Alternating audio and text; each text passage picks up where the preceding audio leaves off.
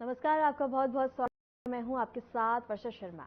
Delhi NCR में supreme court की सख्त हिदायतों के बावजूद दिवाली की रात जमकर पटाखे फोड़े गए। इसका नतीजा यह हुआ कि मंगलवार सुबह राजधानी और आसपास के इलाकों में घना धुआं छा गया। वायु गुणवत्ता बेहद ही खराब स्थिति में पहुंच गई। केंद्रीय प्रदूषण नियंत्रण बोर्ड के आंकड़ों के मुताबिक सोमवार रात 10 बजे तक ही दिल्ली का औसत बता दें कि AQI 344 को पार कर गया था, जो कि गंभीर श्रेणी में आता है। कई प्रमुख इलाकों में प्रदूषण का स्तर और भी ज्यादा खतरनाक रहा। द्वारका, अशोक विहार, वजीरपुर, आनंद विहार, तो वहीं दिल्ली में भी बता दें कि 48 में से 36 मॉनिटरिंग स्टेशनों पर वायु गुणवत्ता रेड जोन में रिकॉर्ड की गई। हरियाणा में भी हालात काफी ज्यादा चिंताजनक। केवल दिल्ली ही नहीं बल्कि पड़ोसी राज्य हरियाणा के हालात भी बेहद ही खराब रहे। सोमवार रात 12 बजे तक 15 जिलों में AQI 500 के खतरनाक स्तर तक पहुंच गया। हम आपको दिल्ली के द्वारका और इंडिया गेट की दो तस्वीरें दिखाते हैं, जहां चारों ओर घना स्मॉग नजर आ रहा है। यह दृश्य साफ तौर पर दिखाता है कि प्रदूषण का असर कितना गंभीर हो चुका है और लोग मजबूर हैं इस जहरीली हवा में सांस लेने के लिए। आप दोनों ही तस्वीरों में देख सकते हैं कि विजिबिलिटी बिल्कुल ही गायब है और इसके साथ ही धुआं इस कदर देखने को मिल रहा है कि बिल्कुल ही विजिबिलिटी देखने को नहीं मिल रही है। रात को बता दें कि पटाखे फोड़ने के बाद ही सुबह इतनी चादरें यहां धुएं की देखने को मिली है कि लोग दूर देखे हुए इंसान को नहीं देख पा रहे हैं। इसके साथ ही पटाखे फोड़े गए और अब लोग मजबूर हैं इस जहरीली हवा में सांस लेने के लिए। इसके साथ ही ग्रेप 2 भी लागू है, लेकिन इसके साथ ही बता दें कि कोई भी असर देखने को नहीं मिल रहा है। पहली तस्वीर द्वारका की है और दूसरी इंडिया गेट की है और दोनों तस्वीरों में आप साफ देख सकते हैं कि किस तरह से धुएं की चादर देखने को मिल रही है और कुछ भी साफ नहीं दिखाई दे रहा है और इससे वाहनों को काफी ज्यादा दिक्कत होती हुई नजर आएगी। इसके बाद हम आपको जयपुर, गाजियाबाद, ग्रेटर नोएडा और दिल्ली के अन्य इलाकों की तस्वीर दिखाते हैं, जो बताती है कि वायु प्रदूषण केवल राजधानी तक सीमित नहीं है बल्कि पूरे उत्तर भारत को अपनी चपेट में ले चुका है। देखिए, जयपुर की तस्वीर में भी आप देख सकते हैं, गाजियाबाद की में और ग्रेटर नोएडा भी और दिल्ली की में। चारों तस्वीरों में आप देख सकते हैं कि किस तरह से प्रदूषण का स्तर काफी ज्यादा गंभीर श्रेणी में है और हालात काफी ज्यादा चिंताजनक हो गए हैं। विजिबिलिटी बिल्कुल गायब है और इसके साथ ही इस कदर से धुआं देखने के बाद, प्रदूषण देखने के बाद सबसे ज्यादा चिंता का विषय वाहनों को होती है, क्योंकि वाहनों में बता दें कि कुछ भी साफ तौर से दिखाई नहीं देता है। इससे दुर्घटना का भी काफी ज्यादा खतरा बढ़ जाता है और आप साफ देख सकते हैं चारों तस्वीरों में कि किस कदर से धुआं चारों ओर छाया हुआ है और काफी ज्यादा AQI गंभीर श्रेणी में है। इसके साथ ही बता दें कि AQI 300 से ऊपर का स्तर बहुत ही खराब और 400 से ऊपर गंभीर श्रेणी में माना जाता है। ऐसे वातावरण में बुजुर्ग, बच्चों और सांस के मरीजों को गंभीर स्वास्थ्य खतरे हो सकते हैं। लंबी अवधि तक इस तरह की हवा में रहना फेफड़ों की क्षमता को नुकसान पहुंचा सकता है और हृदय संबंधी बीमारियों का खतरा भी बढ़ जाता है। इसी को लेकर बता दें कि और तमाम चीजें यहां देखने को मिल रही हैं। ग्रेप 2 भी लागू कर दिया गया है, लेकिन स्थिति काफी ज्यादा गंभीर है और सांसें लेने को लोग इसमें मजबूर हैं। जहरीली हवा बन चुकी है, AQI अपनी गंभीर श्रेणी में पहुंच चुका है, जो कि काफी ज्यादा खतरनाक है। और इसी मुद्दे पर चर्चा करने के लिए रुख करेंगे हमारे मेहमानों का। बीजेपी नेता हमारे साथ संदीप दुबे जुड़े हुए हैं और कांग्रेस प्रवक्ता अभिषेक गुप्ता जुड़े हैं और इसके साथ ही पर्यावरण एक्सपर्ट कुलदीप मलिक हमारे साथ जुड़े हैं। और तीनों मेहमानों का आपका बहुत बहुत स्वागत है RN TV पे। संदीप जी, चर्चा की शुरुआत आपसे करूंगी। पहले तो आम आदमी पार्टी पे आप सब कुछ मढ़ देते थे कि दिवाली की रात खत्म होती नहीं थी और उन पे निशाना साधना शुरू हो जाता था, लेकिन स्थिति यही अब दोबारा है। सरकार आपकी है, शासन आपका है, लोग मजबूर है। संदीप जी, ये सवाल पूछने को कि आखिर कब तक इस जहरीली हवा में सांस लेंगे? मजबूर हो गए हैं लोग अब।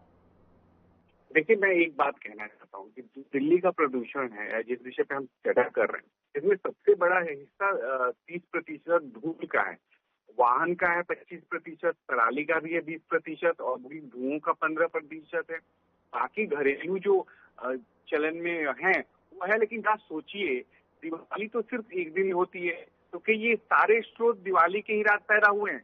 अगर ये सोचा जाए तो ऐसा नहीं है। ये असल समस्या ये है कि जो पिछली दिल्ली 5 साल की सरकार थी, उसने कोई अस्थायी नीति पे काम नहीं किया और जब हमारी सरकार आई है तो हमने अपने जो देखिए, हम किसी तरह की विफलता की बात नहीं कर रहे। अगर आज देखा जाए तो हमने ठोस कदम उठाए हैं विगत कई वर्षों में। BS6 ईंधन लागू किया, जो यूरोप लेवल का मानक है। इलेक्ट्रिक व्हीकल पॉलिसी लेके आए, 2030 तक 30% व्हीकल का लक्ष्य रखा। सोलर एनर्जी मिशन लेके आए, हरित ऊर्जा का लक्ष्य रखा। तो सरकार तो काम कर रही है। हम कल्चर से सेंटीमेंट जो है देश का, उसको कैसे दोष दे सकते हैं? हम यहाँ किसी को दोष देने नहीं बैठे, बल्कि एक संतुलित दृष्टिकोण आज रखने का आपके सामने मौका है। हम लोग चाहते हैं कि स्वच्छ हवा हो और स्वच्छ समाज हो, लेकिन यह तभी संभव है ना जब हम अपनी संस्कृति को दोष देने के बजाय जो व्यवहार है, तकनीक है, नीति पे काम करे।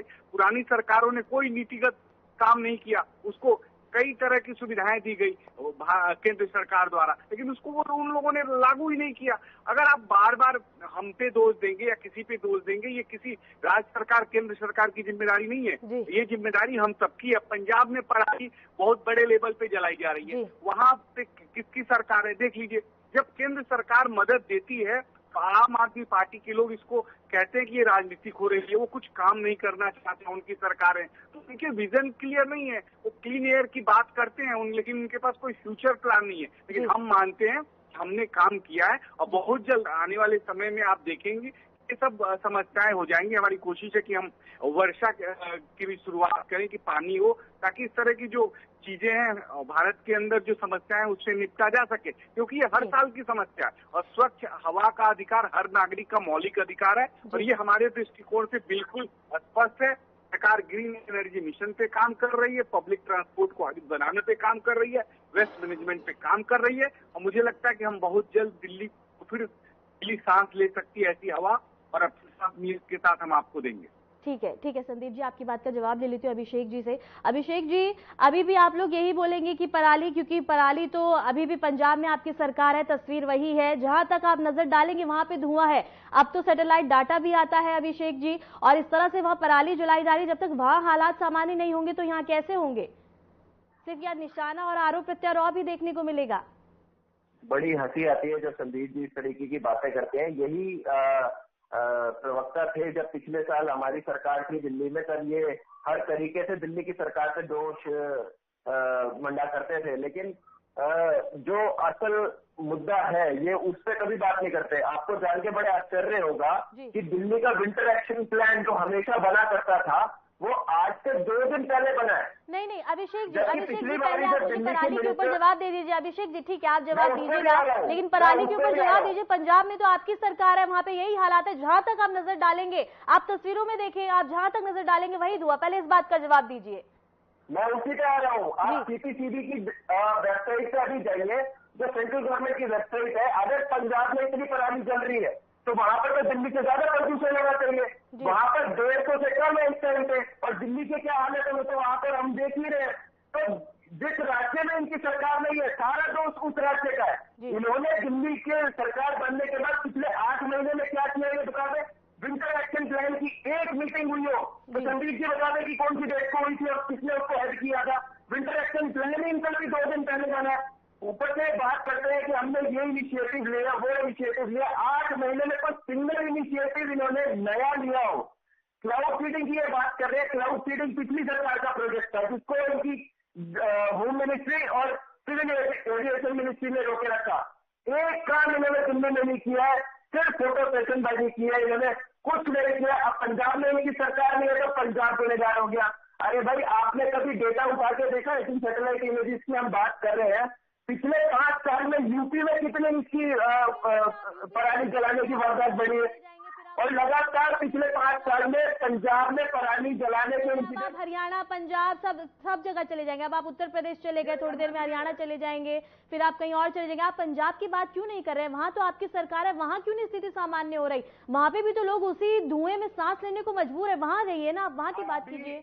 एक बात बताइए, पंजाब में अगर इतनी पराली जल रही होती तो वहां का AQI दिल्ली से ज्यादा होता कि नहीं होता? आप अभी खोल के देख लीजिए, आपको पता चल जाएगा कि वहां पर एयर क्वालिटी इंडेक्स कितना है। और किसी और वेबसाइट पर मत चलिए, सेंट्रल गवर्नमेंट की वेबसाइट पर चले जाइए, सीपीसीबी का डेटा उठा के आप देख लीजिए कि वहां पर अभी पोल्यूशन की हालात क्या है और दिल्ली के हालात क्या है। बहुत आसान है दूसरों का आरोपण देना। अब तो इनके पास दिल्ली में 4 इंजन की सरकार है, 11 साल से केंद्र की सरकार है, 8 महीने से दिल्ली की सरकार है। इन्होंने किया क्या दिल्ली? इनको पता है कि हर साल दिल्ली में प्रदूषण इतना बढ़ता है। पिछले 8 महीने से क्या तैयारी की है इन्होंने दिल्ली के लिए? एक को तैयारी बताओ, सिर्फ फोटो सेशन कराने के अलावा कोई काम नहीं किया है। बोलते हैं क्लाउड सीडिंग करेंगे। अरे भाई, आपको पता है दिवाली के बाद पोल्यूशन बढ़ेगा। अगर आपको आर्टिफिशियल रेन करनी थी तो आज करते ना, उसकी डेट रख दी है नवंबर में। ये क्लूलेस सरकार है, इनको पता ही नहीं है कि सरकार चलानी कैसे है। सिर्फ हवाबाजी चल रही है, यमुना सफाई के नाम पर भी वही ड्रामेबाजी चल रही है। जिस डिफॉर्मर की ये प्रदर्शन करते थे, जिसके लिए हानिकारक बताते थे, जहर बताते थे, परवेश वर्मा जी की एक वीडियो बहुत वायरल है जिसमें वो गलगोड़ के वरिष्ठ अधिकारी को धमका रहे हैं, वही डिफॉर्मर लेके आज में यमुना में जांच छुपाते थे। अरे भाई, कब तक अपनी नाकामियों को छुपाएंगे? इससे बड़ी ताकत नहीं हो सकती जितनी सरकारें दिल्ली में भाजपा के पास है, कोई और है ही नहीं। ना कोई कांग्रेस है, ना कोई आम आदमी पार्टी है, ना कोई तीसरी पार्टी है। एमकेडी से लेकर केंद्र सरकार तक, मुख्यमंत्री से लेकर प्रधानमंत्री तक सब इनके हैं। उन्होंने 8 महीने में दिल्ली के लिए किया क्या, मैं वहीं से जानना चाह रहा हूँ।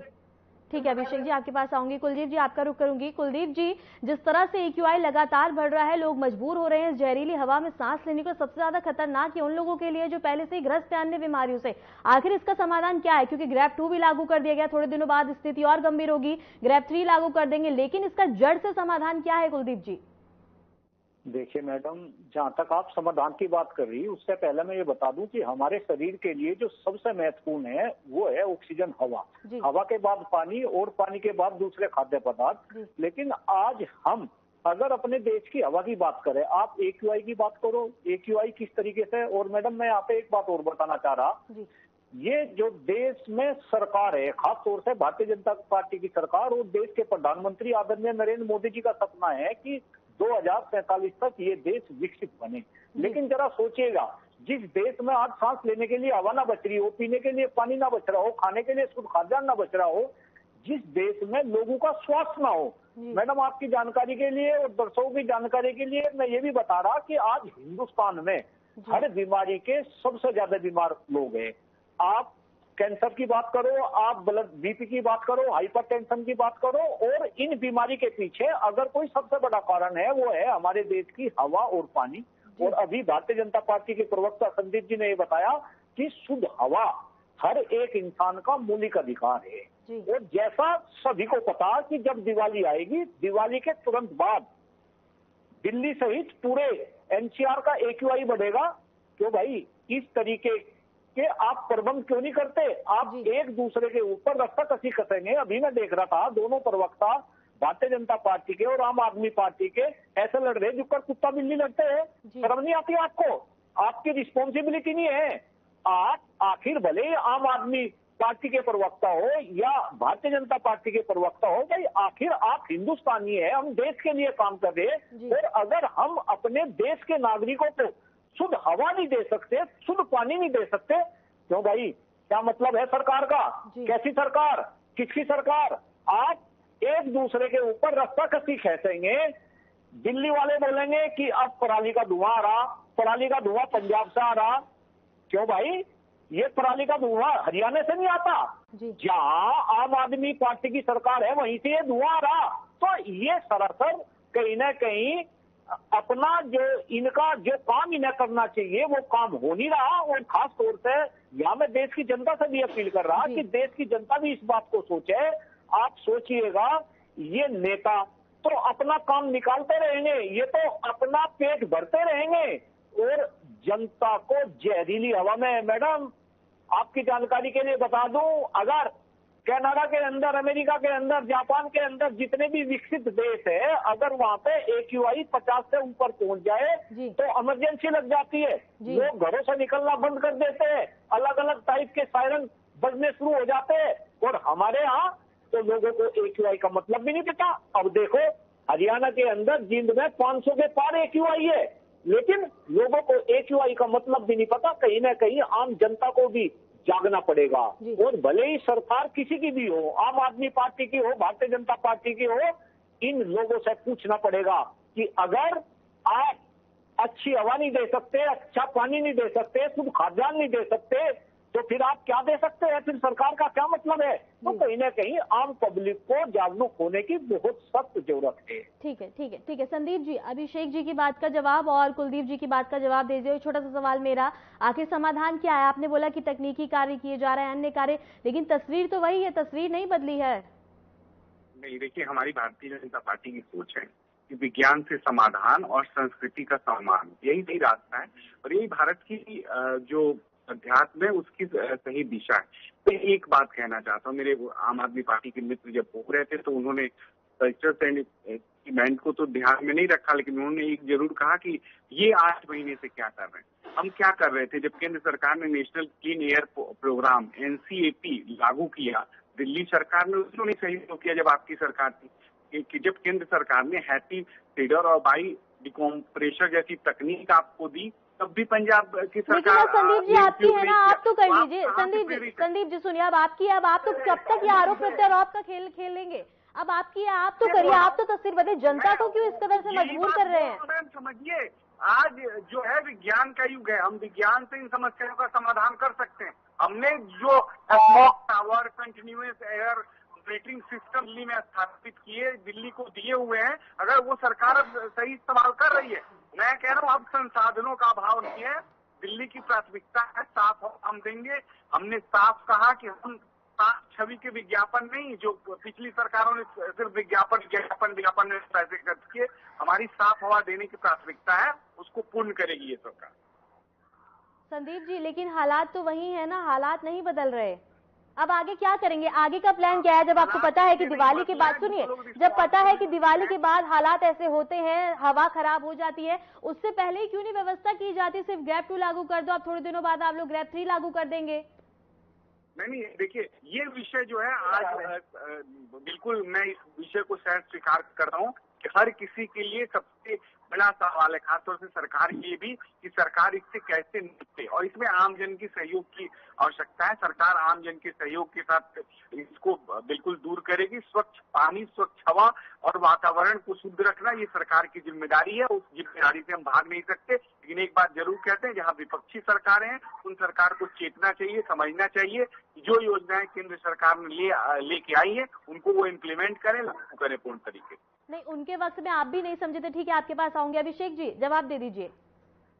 देखिए, बड़ी हंसी आती है, दिल्ली में जब हमारी आम आदमी पार्टी की सरकार थी तो दिल्ली में जो LG इनके थे उसके थ्रू इन्होंने फ्री वाईफाई, कैमरे, दूसरी स्कीम्स तो रोकी, लेकिन जब इस तरीके की स्कीम्स की बात आती है तो केजरीवाल सरकार ने रोका। अरे भाई, हरियाणा में तो आपकी की सरकार है और लगातार सरकार है। अभी हमारे जो जनवरी तक माहौल चलाया जाता था। संदीप जी, अभिषेक जी ने आपकी बात सुनी, एक एक करके बोलेंगे। हरियाणा, जो अभी हमारे तीसरे वरिष्ठ पत्रकार बैठे हैं, उन्होंने बिल्कुल सही बोला। हरियाणा में तो किसी और की सरकार नहीं है ना, लगातार आपकी सरकार है। वहां का AQI 500 से ऊपर जा रहा है, वहां पर तो आपने सारे संसाधन लगा दिए होंगे ना, वहां तो किसी केजरीवाल ने नहीं रोका होगा आपको, तो वहां का AQI इतना क्यों बढ़ा हुआ? संजीव जी, जिम्मेदारी को मानना पड़ेगा। हमेशा दूसरे पे आरोप प्रत्यारोप करके बच्चे नहीं निकल रहेंगे। दिल्ली में 11 साल से आपकी केंद्र में सरकार है, दिल्ली एक केंद्र शासित प्रदेश है। और दूसरी बात, अगर आप वायु प्रदूषण को सिर्फ दिल्ली तक नापेंगे ना तो उसका समाधान कभी नहीं निकलेगा। सिर्फ राजनीति जरूर कर पाएंगे, क्योंकि ये परेशानी पूरे नॉर्थ इंडिया की है, जिसमें जिम्मेदारी केंद्र सरकार की सबसे ज्यादा बनती है।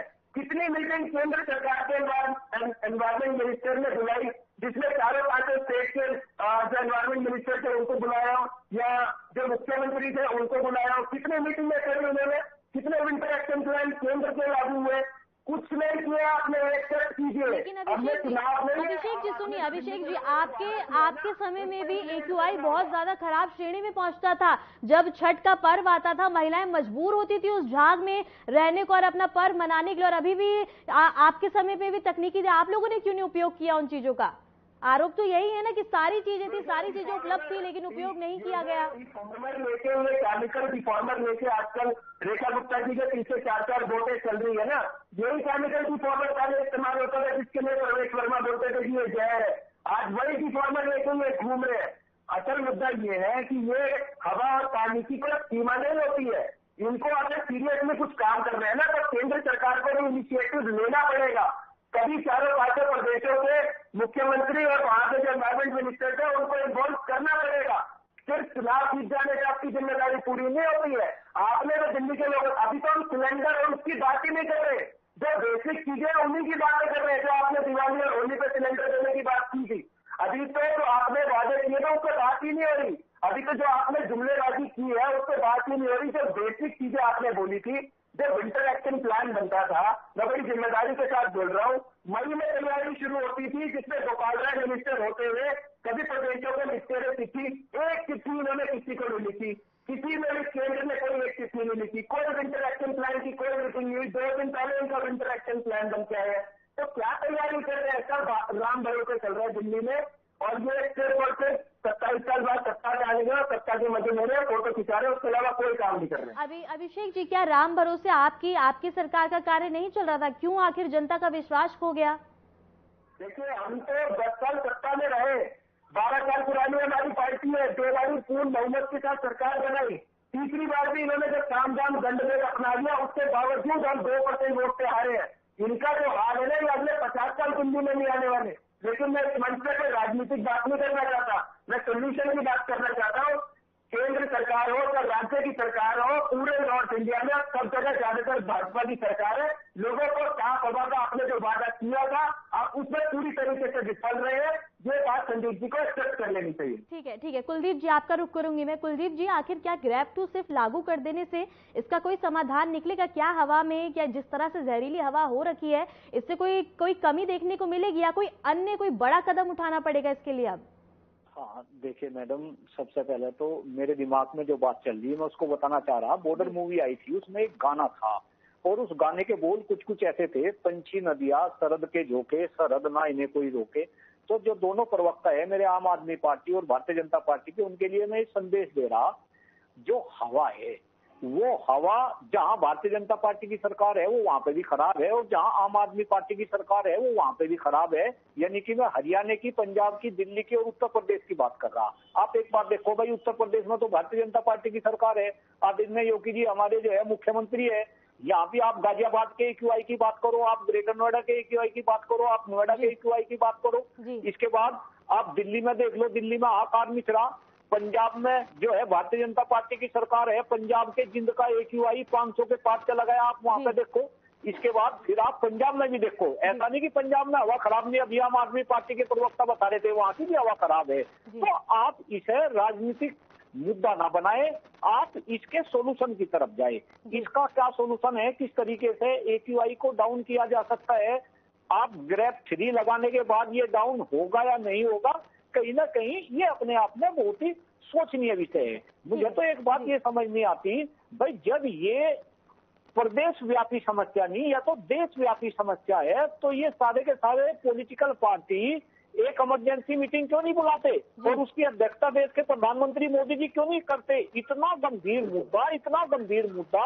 अरे एक बात बताओ, जब शरीर के लिए हवा ही नहीं रहेगी, जब शुद्ध हवा नहीं रहेगी, तो भाई कैसा काम चलेगा, कैसा ये शरीर चलेगा?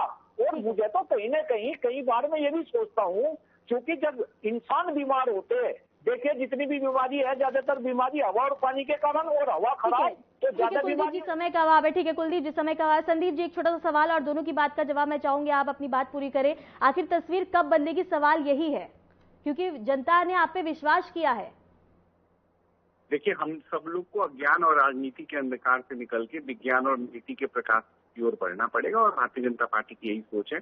हम काम कर रहे हैं और प्रॉपर तरीके से जो भी योजनाएं हैं उसको लागू करके जल्द से जल्द चाहते हैं, हम तो चाहेंगे कि दिल्ली घुटन में रहे। हम चाहते हैं कि पूरी तरह से जल्द इस विषय का समाधान हो। जो नेशनल 3 ईयर प्रोग्राम है NCAP, वो शुरू कर दिया गया है, उसको लागू दिल्ली में करा हुआ है। बहुत से क्षेत्र में यमुना जी को शुद्ध करने में लगे हैं कि स्वच्छ बहे, ताकि काम हो रहे हैं। और धुएं को भी हम जैसे दिल्ली में जो घुटन भरी धुएं हैं, जो पराली का धुआं है, उससे हम तुरंत चाहते हैं कि जल्दी से जल्दी हम इसे मुक्ति दें। लेकिन एक बात मैं बता दूं, ये जो धुएं हैं ये दिवाली की वजह से नहीं है, क्रैकर्स की वजह से नहीं है। 2 घंटे में इतना नहीं होता कि 2 घंटे में दम घुट जाए। तो हमारे जो त्योहार हैं वो अंधकार से प्रकाश की ओर हैं, और इस प्रदूषण की बहस में मैं इतना ही कहूंगा कि हम जल्दी से जल्दी इसके समाधान की ओर हैं और इसका समाधान करेंगे। जी, लेकिन समाधान के लिए पहले से भी कुछ तैयारियां होती है संदीप जी? नहीं, पहले से तैयारी है, थी, पहले से कम है, ऐसा नहीं है। पहले 800-900 होता था, कम है, लेकिन है। इसको शायद स्वीकार करना है, और इसको कैसे ठीक किया जाए इस पे सरकार काम कर रही है। जी ठीक है, अभिषेक जी आप भी अपनी बात पूरी कर दीजिए, संदीप जी की बात का जवाब दे दीजिए।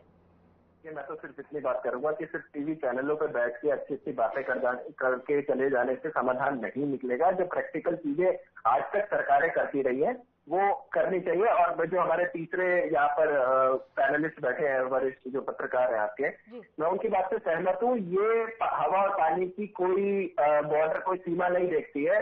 पिछले 11 साल से नरेंद्र मोदी जी प्रधानमंत्री है। पिछले 8-9 साल से दिल्ली और पूरा एनसीआर, नॉर्थर्न इंडिया जो है वो इस परेशानी से जूझ रहा है। नरेंद्र मोदी जी ने ठीक है, संदीप जी आपकी बात में जल्द समय का अभाव है, अपनी बात पूरी करें। जी संदीप जी बोलिए। अभिषेक मोदी जी को तो अभी ऑलरेडी बहुत लेट हो चुके हैं, लेकिन अभी भी समय है, जितनी जल्दी जाग जाए वो अच्छा है। कल ही पूरे सभी प्रदेशों के मुख्यमंत्री और जितने भी साइंटिस्ट इसमें इन्वॉल्व होते हैं उनको बुलाकर एक मीटिंग करनी चाहिए। 11 साल से नहीं हुई है। मुझे उम्मीद है कि कल जरूर प्रधानमंत्री जी इस पे इनिशिएटिव लेंगे, क्योंकि हवा पानी सबसे पहली है, बाकी चीजें बात की है। जी ठीक है, कुलदीप जी आपका रुक रहे, जल्दी से अपनी बात पूरी करिए। जिस तरह से ये जहरीली हवा बन चुकी है, जो लोग पहले से ही बीमारियों से ग्रस्त है, जैसे कि बच्चे, बुजुर्ग और जिनको हृदय से जुड़ी बीमारियां हैं, उनके लिए हवा कितनी जहरीली है? नहीं, देखिए बिल्कुल आपने सही कहा। जिन लोगों को पहले से ही बीमारी है और उनके लिए तो ये हवा, ये समझो कि ये तो बिल्कुल जो है जहर का काम कर रही। और मेरा निवेदन है सभी से, सभी इस विषय पे जागरूक हो। जितने भी नेता है, हर पॉलिटिकल पार्टी के नेता से आम जनता सवाल करे कि आखिर आप कब तक हमें जो है ऐसे ही लड़वा जाओगे हिंदू मुस्लिम जाति धर्म संप्रदाय के मुद्दों पे। भाई देश में हवा की बात क्यों नहीं होती, पानी की बात क्यों नहीं होती, शुद्ध पर्यावरण की बात क्यों नहीं होती, अच्छी शिक्षा व्यवस्था की बात क्यों नहीं होती, बेरोजगारी की बात क्यों नहीं होती? तो कहीं ना कहीं आम जनता के लिए भी डॉक्टर कुलदीप मलिक का बिल्कुल स्पष्ट संदेश, आप राजनीति में असली मुद्दों की बात करो, आप नकली मुद्दों को साइडलाइन करो। ये जाति धर्म संप्रदाय के चक्कर में जनता को लड़वा रहे, अपना उल्लू सीधा कर रहे और कहीं ना कहीं जनता त्रस्त है। आप देखिए, अगर जनता को हवाई शुद्ध नहीं मिल सकती तो फिर जनता को मिल क्या सके, जबकि संविधान में ये क्लियर रूप से लिखा है, तो हमारा मौलिक अधिकार है कि सरकार हमें शुद्ध हवा दे, शुद्ध पानी दे। तो कहीं ना कहीं आम जनता को जागरूक होने की सख्त जरूरत है। ठीक है, आप तीनों ही मेहमानों का हमारे साथ जुड़ने के लिए और तमाम चर्चा करने के लिए बहुत बहुत शुक्रिया। और फिलहाल के लिए इतना ही, नमस्कार।